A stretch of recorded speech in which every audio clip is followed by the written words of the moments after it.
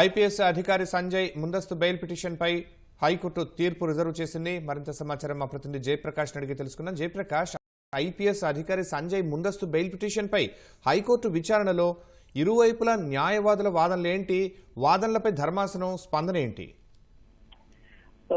కొద్దిసేపటి కిందటే ఐపీఎస్ మాజీ అధికారి సిఐడి చీఫ్ సంజయ్ ముందస్తు బెయిల్ పిటిషన్ పై విచారణ పూర్తయింది. ఇరువురి తరపు న్యాయవాద వాదనలు పూర్తయ్యాయి. తీర్పు రిజర్వ్ చేస్తూ న్యాయస్థానం ఉత్తర్వులు ఇచ్చింది.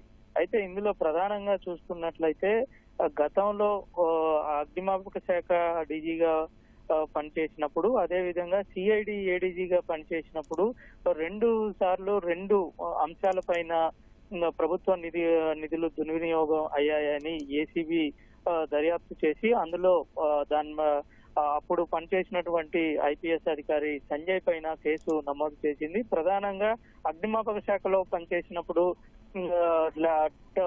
ప్రత్యేకంగా ఒక వెబ్ యాప్ ఎన్ఓసీలు త్వరగా ఇచ్చేందుకు ప్రత్యేకంగా ఒక వెబ్ ని క్రియేట్ చేయటం, అందులో దానికి సంబంధించి ట్యాబ్లు వాటిని నిర్వహించేందుకు అధికారులకు ట్యాబ్లు ఇవ్వటం, ఇటువంటి అంశాల్లో కొంత అవకతవకలు జరిగాయి. నిధులు దుర్వినియోగం జరిగింది. ఆ ట్యాబ్ కొనుగోలు దానికి ఒక సౌత్రిక టెక్నాలజీస్ అనే ఒక సంస్థకి వాటి టెండర్లు ఇచ్చారు. మరొక వైపు అగ్నిమాపక శాఖ నుంచి సిఐడి చీఫ్ గా వెళ్లిన సమయంలో ఎస్సీ ఎస్టీకి సంబంధించిన యాక్ట్ కి సంబంధించి గిరిజనులకు, దళితులకు వీళ్లకు ఆ యాక్ట్ల పైన అవగాహన కల్పించేందుకు కొన్ని సమావేశాలు ఏర్పాటు చేస్తారు. ఆ సమావేశాలు ఏర్పాటు చేసి అవగాహన సదస్సులు ఏర్పాటు చేసేందుకు వాటికి సంబంధించి నిర్వహించే బాధ్యతను మరొక సంస్థకు అప్పగించింది.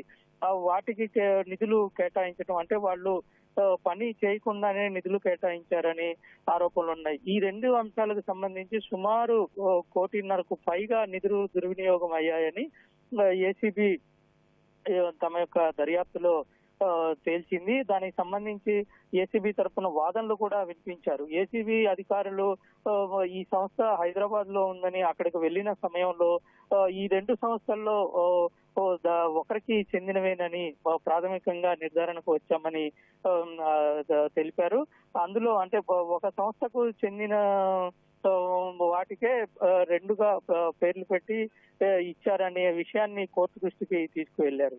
ఈ విధంగా పాల్పడ్డారు. ముందస్తు బెయిల్ ఇస్తే కేసు పైన ప్రభావం పడుతుంది, బెయిల్ ఇవ్వొద్దని ఇటు పోలీసుల ఏసీబీ తరపు న్యాయవాది వాదనలు వినిపించారు. మరొక వైపు పిటిషనర్ తరపున ఇదంతా ఒక రాజకీయ దురుద్దేశపూర్వకంగానే తనపై కేసు నమోదు చేశారని, గతంలో సిఐడి చీఫ్ గా పనిచేసిన సమయంలో కొంతమంది నేతలను అరెస్టు చేయించారనే ఉద్దేశంతో ఈ విధంగా తన పైన ఉద్దేశపూర్వకంగానే కేసులు నమోదు చేశారు. నిబంధనలు ప్రకారమే మేము ఈ టెండర్లు వేయటము, అదేవిధంగా వచ్చిన కంపెనీలకు సంబంధించి నిబంధనల ప్రకారమే మేము టెండర్లు వారికి ఇచ్చామని ఇటు పిటిషనర్ తరపున న్యాయవాది వాదనలు వినిపించారు. ఇరువురి వాదనలు పరిగణలోకి తీసుకున్నటువంటి న్యాయస్థానం ఉత్తర్వులు తర్వాత వెలువరిస్తామని తీర్పు రిజర్వ్ చేసింది. ధన్యవాదాలు జయప్రకాష్.